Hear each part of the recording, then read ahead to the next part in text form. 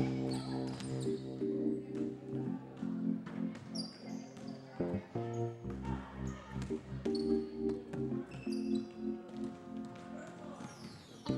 goals and objectives for the Department of Education and Maribynong Secondary College was to provide an international class sporting facility to enable students to come here and combine their elite sports program together with their academic studies in the one location.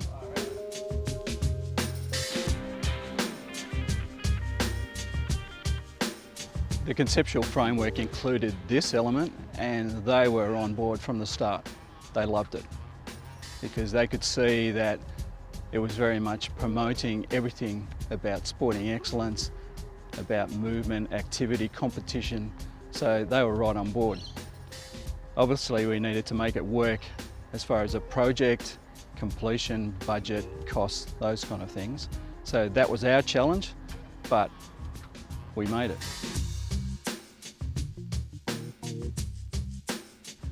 From the outset, the conceptual framework for Maribynong Sports Academy was very much about replicating and emulating features of grand sports stadiums and facilities.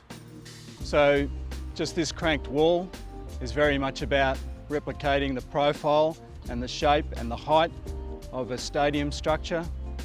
You'll see behind me this outcrop of building, which is very much about emulating, replicating coaches' boxes, the monitoring of sports activity, both external and internal.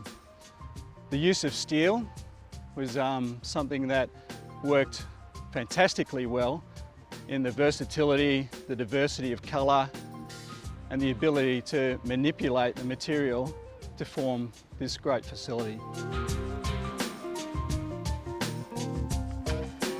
It's not just a straight facade, and it's not a flat facade by any stretch. You can see from the articulation actually works not only in a longitudinal way, but also in a three-dimensional way, and just adds a lot of interest to that facade.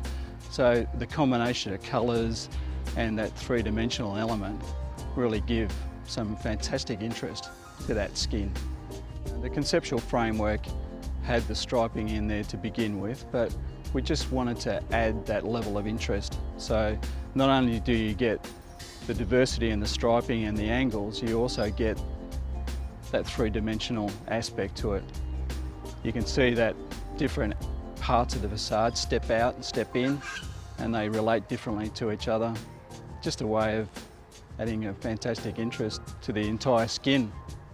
The difference in the striping, the articulation of the striping was accentuated by different colours and different finishes, so some less shiny than others. We spent a lot of time with the engineers working out the most efficient structural arrangement, and that's probably seen better internally. But externally you can see from this facade more the elements of the secondary type structure.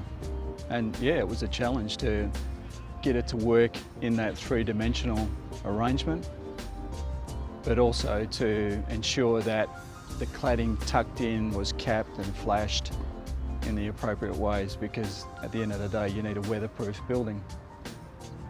And we were confident that the colour-bond finish has a history of longevity, so we were sure that that was always going to be a product that was not only flexible and diverse by way of its colour and profile, but also would stand the test of time.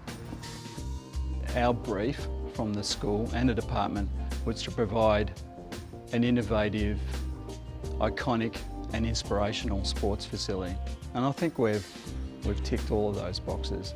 I'm just looking forward to continuing the next stages of this facility because it's not finished yet. But what I really, really love about the space is that we've articulated the facade to just create this fantastic dynamic space. It's like the building, both externally and internally, continues to move, and that's what this sporting activity is all about.